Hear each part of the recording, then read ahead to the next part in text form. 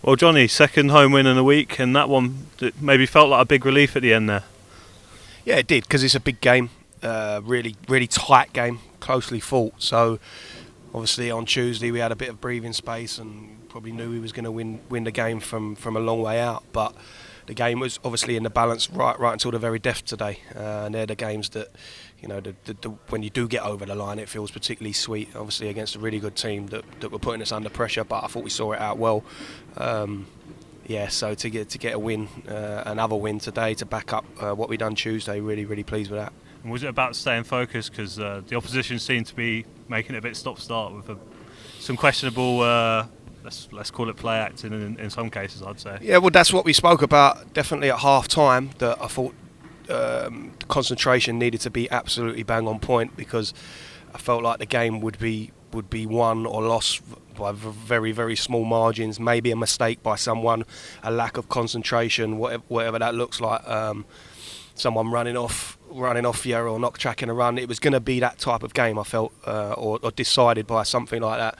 So concentration was key, paramount to what we was doing, and I think the boys, I was really pleased with the way they stayed focused. It was stop-start, it was bitty, but in those moments, that's when you need to stay focused, and they've done that. Talk to us about the goal, because I'm sure at one point in your career you might have been in a one-on-one situation, all about keeping composure. Yeah, one-on-one, but I never run from the halfway line, and I had about 30 seconds to think about it. So, yeah, you need cool head.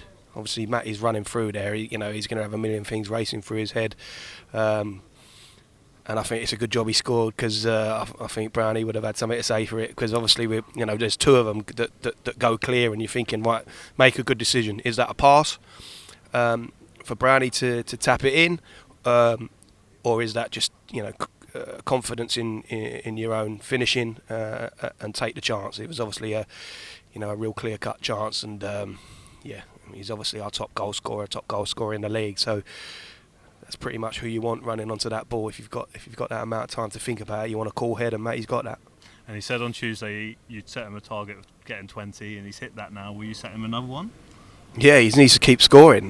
This is what we brought him in for.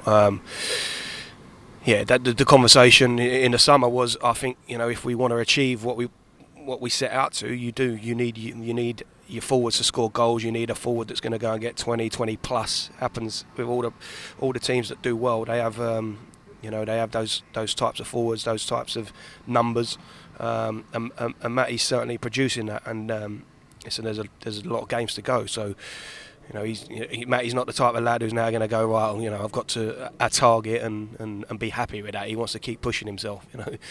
He didn't play 2 games ago, and he weren't like delighted with that. So, but he's come back in and got 3 in the next 2. So, we need him to keep that up and keep pushing. When you've got such a narrow margin of being ahead, and then it gets to the closing stages, do you kind of second guess your subs a bit? I saw Hutch had his jacket off, and then he told us to sit down. Is it just a case of taking a look and seeing how things are going before making those decisions? Yeah, well, Hutch probably jumped the gun a little bit. I told Hutch to be ready, not that he was going on. I was about to make a sub, and then Omar came over saying that he was feeling something. He does that quite often. We need him to finish the game. He's such a, especially when they're pressing like that, and they're going to probably get corners, maybe free kicks in and around our box. He's so key to us defensively from those situations that it's difficult to take him off. So I just said, no, you got to bite down and get on with it. But we had Hutch there just in case. That was the Hutch one, and then obviously got Kells on. I just felt.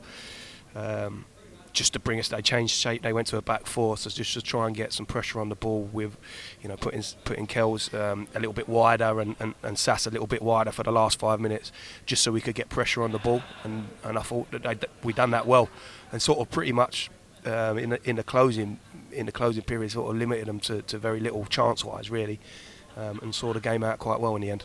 And just lastly, nice personal touch to have Hans Seegers here to see the victory. Obviously, he was goalkeeping coach at Spurs when you were just coming through the ranks there as well. It must be nice to see him. Really nice. Yeah, he's just popped in the office there, and you probably haven't seen him since I left Spurs, which was quite a while ago now, probably over 20 years ago. So No, about 20 years. I'm doing myself an injustice. I'm not that old, Chris. But yeah, great guy. Obviously, Wimbledon legend. And worked with him at Spurs. He was the goalkeeper coach. But he just popped in and saw us in the office there. Great to see him. And he can come again, can't he? Because he obviously brought us a bit of luck today. 100%. Thanks, Johnny. Cheers, Chris.